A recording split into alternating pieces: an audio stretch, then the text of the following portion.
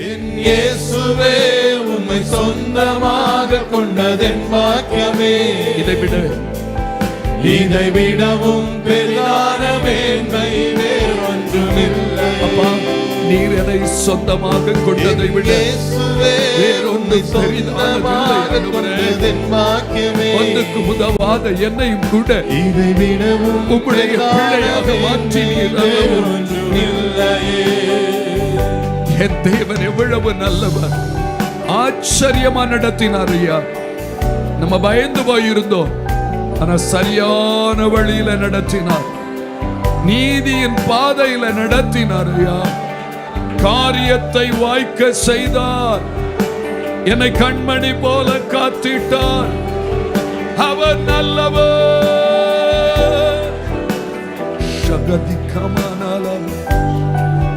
கலங்காதுங்க. அவர் சொல்ற, நான் உனக்கு முன்னே போய் கோணலானதை செவ்வையாக்குவேன். உனக்கே தெரியாது, ஆச்சரியமா இந்த வழியை கரெக்ட் பண்ணி சேர வேண்டிய இடத்துக்கு கொண்டு போய் சேருவேன்.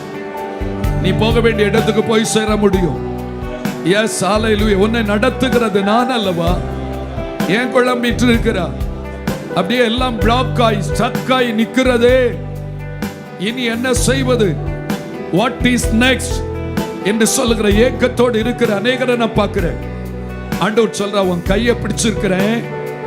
நான் உன்னை ரைட் பாத்துல, நேரான வழியில, சரியான பாதையில, இந்த காரியத்தை ஜெயமாக மாற பண்ணுகிற வழியில உன்னை நடத்த போகிறேன். உனக்கு தெரியாது அந்த வழி, எனக்கு தெரியும். இதுதான் முடிவல்ல, இனிதான் ஒரு புதிய வழி திறக்க போகுது. சொல்லுங்க, எனக்காக கர்த்தர் ஒரு வழியை திறப்பார். யோசித்தே பார்க்க முடியாத நிலையில நீதியின் பாதையில் அவர் நடத்துகிற தேவன். என் காரியம் வாய்க்கும். வலது கரத்தை உயர்த்தி சொல்லுங்க, என் காரியம் வாய்க்கும். ஒரு முறை கூட சொல்லுங்க, என் காரியம். என்னை பாதுகாத்த தேவன் ஆச்சரியமாய் நடத்துவாரே.